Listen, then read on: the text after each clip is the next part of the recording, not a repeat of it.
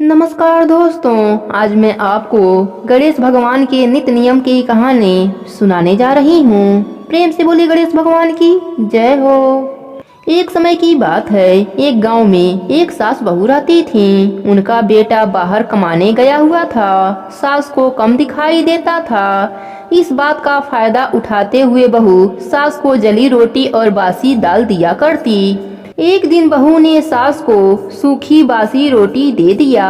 सास ने कहा, बहू यह रोटी मुझसे खाई नहीं जा रही है, थोड़ी सी दाल भी दे दे। इस पर बहू कहने लगी, माँ जी आपको तो बैठे बैठे अच्छे अच्छे भोजन चाहिए। आपको पता है आपके बेटे की नौकरी छूट गई है, कितने दिन हो गए उन्होंने पैसा नहीं भेजा। मैं आपको अच्छे अच्छे पकवान कहाँ से ला कर दूँ।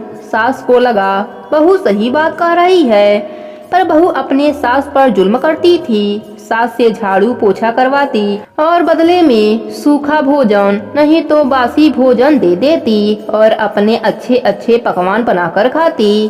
बुढ़िया अपने बहू की बात को सोचकर दरवाजे के बाहर बैठकर रो रही थी कि न जाने मेरा बेटा किस हाल में होगा, उसकी नौकरी भी छूट गई है। तभी उसकी पड़ोसन आई और उसने बुढ़िया माई से रोने का कारण पूछा। तब बुढ़िया माई ने सारी बात बताई। पड़ोसन ने कहा, बुढ़िया माई तो विघ्नहर्ता गणेश भगवान का नित्य नियम ले ले। गणेश भगवान तेरे बेटे की रक्षा करेंगे। एक ही महीने में सब कुछ ठीक हो जाएगा और तेरा बेटा भी घर आ जाएगा। बुढ़िया माई ने पड़ोसन की बात मानकर गणेश भगवान का एक महीने का नित्य नियम ले लिया। वह नित्य प्रातः उठकर घर के कामों को करके स्नान आदि करके गणेश भगवान के प्रतिमा के आगे बैठ जाती और उनके नाम का जप करती। गणेश भगवान की कृपा से बुढ़िया माई के बेटे का प्रमोशन होने लगा। वह पहले से भी अधिक पैसे घर भेजने लगा, पर बहू रोज की तरह ही अपने सास के साथ व्यवहार करती थी। एक दिन बेटे की चिट्ठी भी आ गई कि मैं 2-4 दिन में घर आ जाऊंगा। अब तो बहू के होश उड़ गए कि सारी सच्चाई उसके पति के सामने आ जाएगी। बहू ने कहा, हो ना हो बुढ़िया के नित्य नियम का ही प्रभाव है। अगर इसका नित्य नियम पूरा होने ही ना दूं तो मेरे पति घर नहीं आएंगे। यह सोचकर गणेश भगवान की मूर्ति को घर के मंदिर से उठाकर छिपा दिया।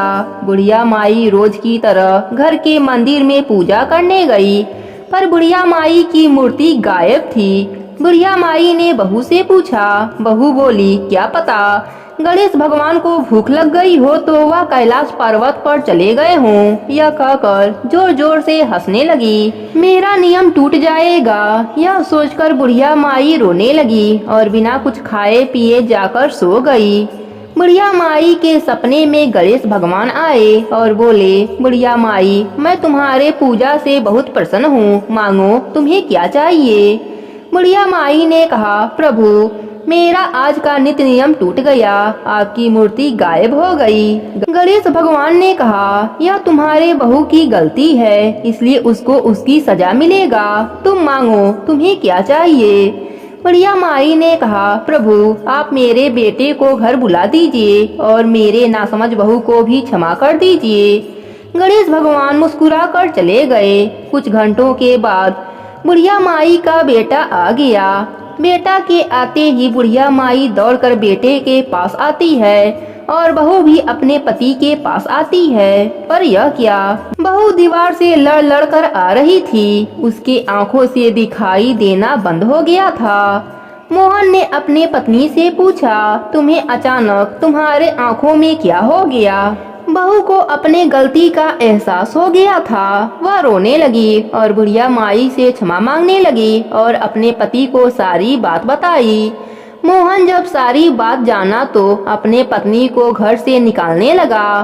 तब बुढ़िया माई ने कहा, बेटा इसके कर्मों की सजा गणेश भगवान ने इसे दे दिया है, तुम इसे घर से मत निकालो। बुढ़िया माई ने अपने बहू से कहा, बहू विघ्नहर्ता गणेश भगवान सबकी सुनते हैं, तुम भी गणेश भगवान का नित्य नियम ले लो और उनसे माफी मांगो। बहू रोते हुए गणेश भगवान के मूर्ति को मंदिर में रखा और माफी मांगने लगी। वह रोज नित्य नियम गणेश भगवान की पूजा करने लगी और अच्छे से रहने लगी। गणेश भगवान की कृपा से 1 महीने बाद बहू को सारी चीज दिखाई देने लगी। अब सास बहू गणेश भगवान की जयकारा लगाने लगी और मिलकर गणेश भगवान की पूजा पाठ और नित्य नियम निभाने लगी। गणेश भगवान की कृपा से बुढ़िया माई का घर अन्य धन और नाती पोता पोती से भर गया। हे गणेश भगवान, जैसे आपने सास बहू पर अपनी कृपा करी, वैसे ही अपने सभी भक्तों पर अपनी कृपा बनाए रखना। कहानी अधूरी हो तो पूरी करना, पूरी हो तो मान रखना। प्रेम से बोलिए गणेश भगवान की जय हो।